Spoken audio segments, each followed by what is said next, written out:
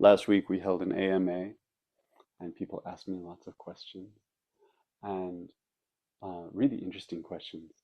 But two questions stood out for me later because as soon as we finished, I thought, oh, I want another chance at those questions.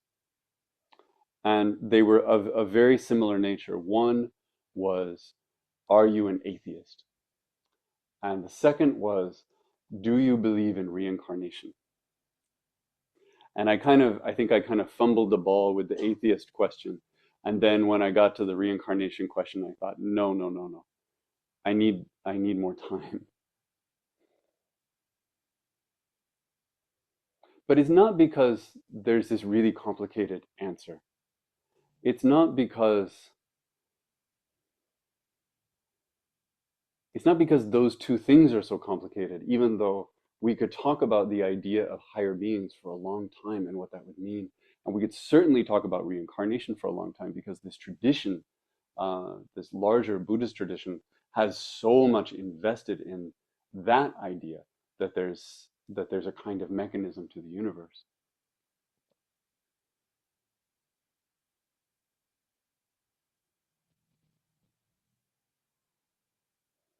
And it's not that I believe something or don't believe something.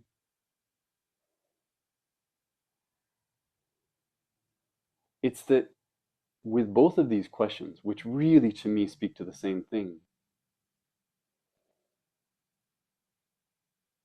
I find that the more interesting path is the one where I act in which I act like there's nothing more than this.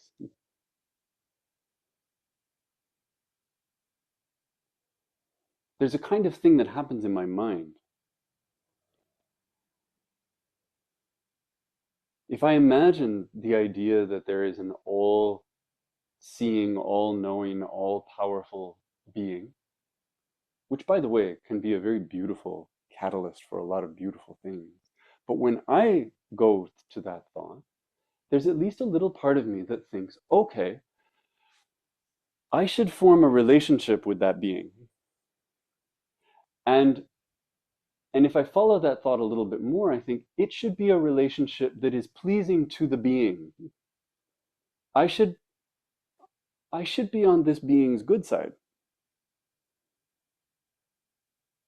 I should put some thought into that. I should imagine what that being wants from me. And then I should try to at least kind of try to meet that, which again, throughout history, has for many people been the motivation to do a lot of beautiful things. Right? Reincarnation does the same thing. If I think about reincarnation, if I imagine that there's going to be another life and that next life is somehow going to be determined based on this life, I, I kind of want to get that right. I feel like there's something I'm supposed to do. There's something I'm supposed to figure out. There's something I'm supposed to follow. And if I can figure that part out, I will be moving in alignment with this thing, whatever this thing is, which again may or may not be reality. I have no idea. But that part of me that goes to that place, to that idea that there's a correct response or a best response, I recognize very well as the part of me that is negotiating with reality.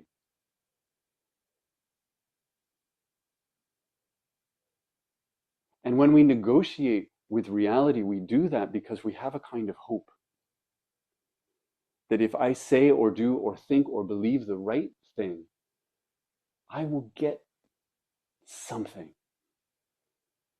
Something will change, something will be better.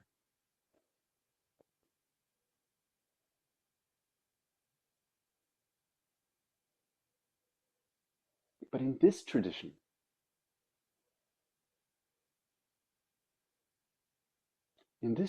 we are told that when we sit, We sit as Buddha. It's a really big idea. That we sit as Buddha. And when I first hear that, probably this is the same for everybody. Once we kind of break through that feeling of, oh, I'm not sure what that would be. It really feels like we're being told good news, right? Because it comes wrapped in this package of all the things that you're striving for in this practice, the things that you're trying to transform, the things that you're trying to become, the things that you're trying to change about yourself and your perspective on reality, they're actually already present. They've always been present and they always will be present. So there's nothing that you need to strive for. You may not see it or hear it or taste it or smell it, but actually, this feeling you have that maybe you're incomplete or that you're not whole or that there's something more to be done, this tradition says, no, you're whole. There's no next project. And so the first response, if you're like me, is, oh, that is wonderful news. That's great. I'm so glad. But if we sit with that, even for a minute, I think we naturally come to the next part, which is an underlying message of this is all there is. There's nothing more than this. You can sit on this cushion for the next 50 years and you will not reach something more because Dogen and the Buddha are saying it's already here. Strive and strive and strive. Negotiate with the universe. Try to meditate just right.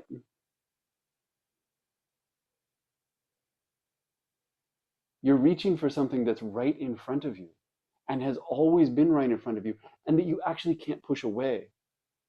And as lovely as part of that is, there is another part that kind of lands with a thud.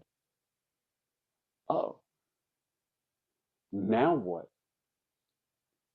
And if we take that in, if we're able to take it in, which I don't think necessarily happens on the first time that we hear this, if we're able to take that in, we're left with a massive question. The question. Why am I doing this at all? Why should I ever sit again? Why should I ever do anything again? If there's anything that I was doing because I was trying to bargain with reality, I'm being told, yeah, there's kind of nothing to that.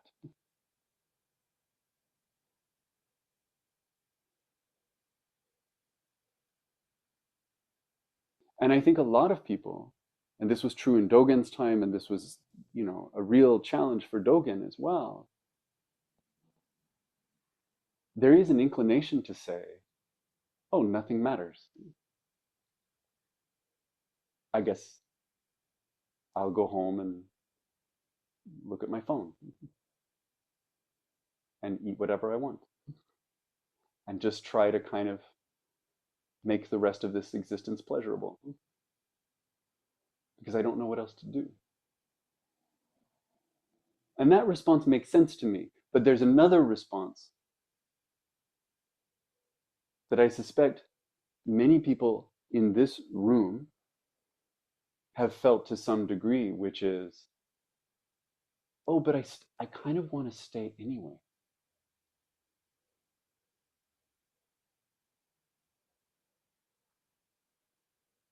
Everything hinges on that moment. Because now what are you going to do? Your practice may be exactly the same tomorrow as it was today, but it's not exactly the same. Because yesterday there was hope in it. And today,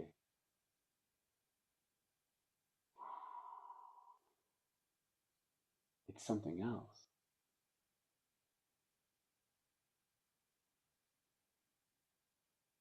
There's a question that I have with people in my other work as a therapist. So many conversations lead to this one place. Someone has a struggle in a relationship, or they have a an experience of something like depression or something like anxiety, something that is the reason they came. It's the thing that they want to change, right? Everyone goes into that room saying, let's change this, let's fix this. No one wants to be anxious. No one wants to be depressed. It's so hard. No one wants to feel stuck. But out of that, the conversation that happens over and over again was, okay, of course you don't want that. Of course you want that to change. But let's imagine just for a moment,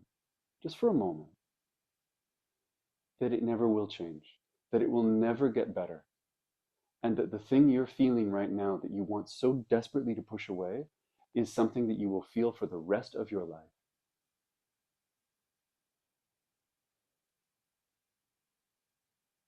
What do you do then? How do you navigate the rest of your life knowing that this bad feeling will never go away? Ever.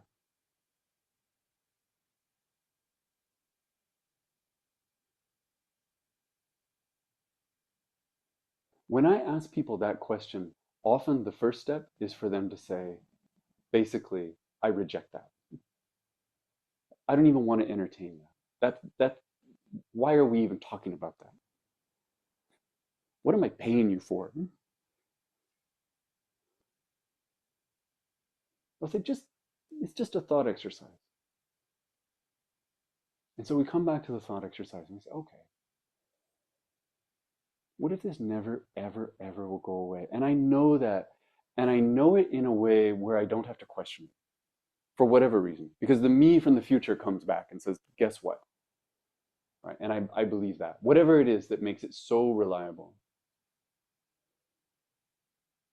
And when we really let that in, then there's another predictable part of this conversation where people say, oh,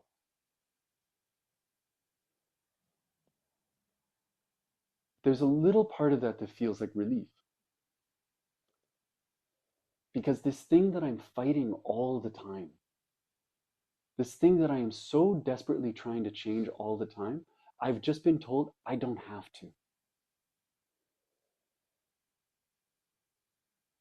And what happens when you let go of your anxiety about anxiety?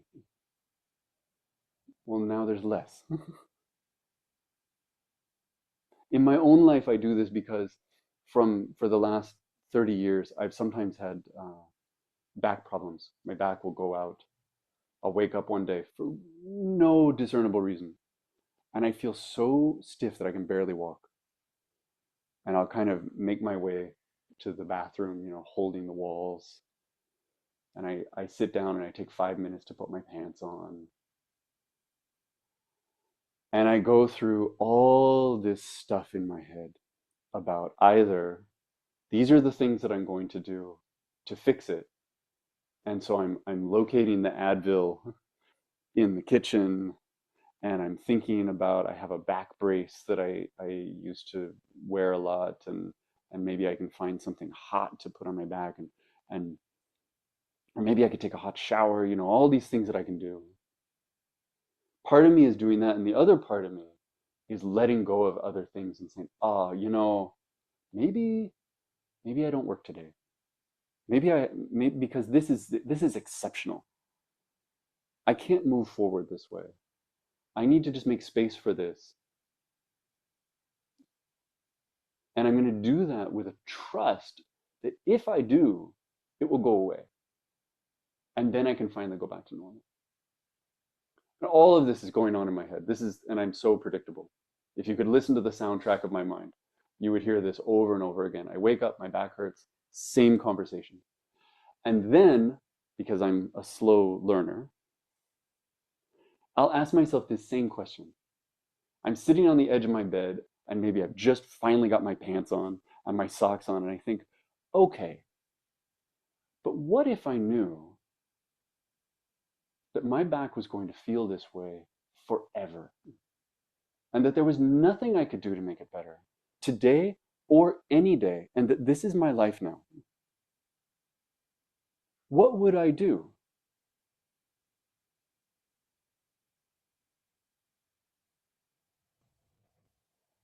What I find is I would do all the things that I do, but slowly and with great care and with great discomfort. And I do them anyway. Because now I've let go of the idea that there's another version of my life that's not going to feel like this. And so I do make breakfast, and I do the laundry, and I do go to work. It doesn't look great, and it doesn't feel great, but it comes with a lot of acceptance. And then sometimes the next day, or sometimes the next week, or sometimes the next month, I wake up and I feel a lot better because I'm fortunate. And right now my life is like that. But one day it might not.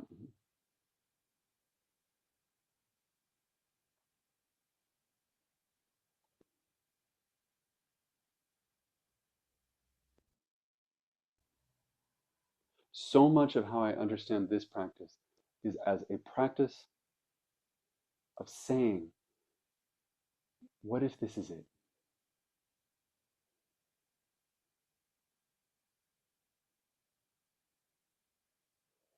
Some of you have probably heard this story about Shunryu Suzuki Roshi, the San Francisco Zen Center. It's one of my favorites. That once during Sesshin, everyone had been sitting for 3, 4 days, in that deep silence. People are so uncomfortable. Their legs hurt, and their backs hurt, and they're tired, and they're hungry, and they haven't bathed. They're so committed. And in this silence, Suzuki Roshi's voice comes and he says, all of your problems, all the things that are difficult in your life, all your fears, all your difficulties,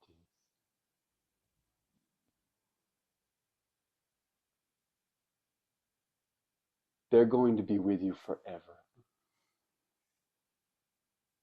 And the way people tell the story, there was this collective moment of everyone kind of holding their breath because he was going to say the best thing. He was going to say the thing that they'd been waiting to hear. But he said the other thing. He said the real thing. And it's so perfect because on the third or fourth day of Sesshin, that's where we are. We go through everything in this practice. Everything.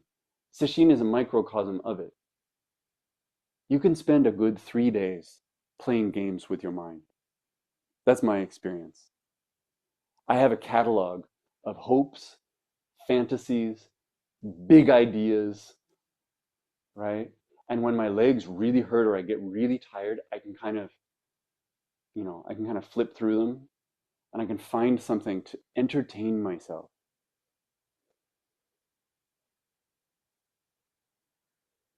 I entered the monastery on the same day as this young man named Shinjin.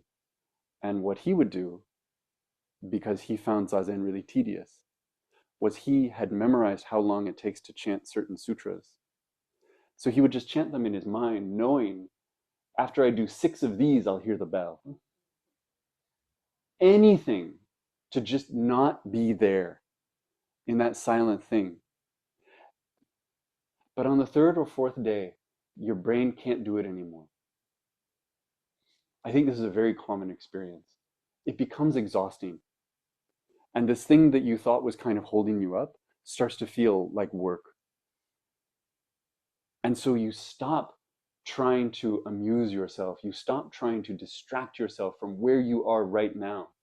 And then you're just there in the sweat and the quiet of it. And the session starts then. Shinjin said to me once, he said he was so frustrated because he reached a point where he couldn't count the sutras anymore. It was like someone was taking away his favorite toy. We all have that toy.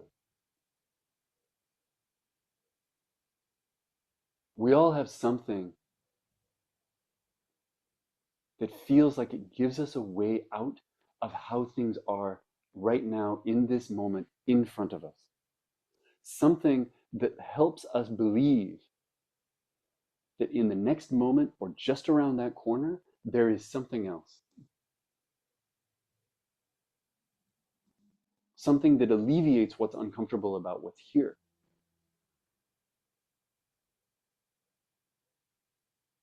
And I always say it makes sense if you came here looking for that. I came here looking for that.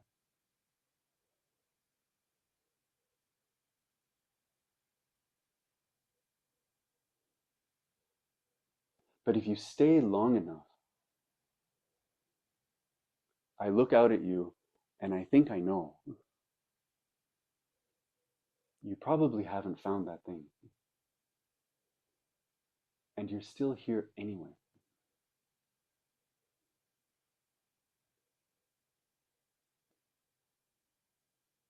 And that means that we're really here together. Not in what we want things to be, but in this actual place. It sounds so simple, but it's the rarest thing.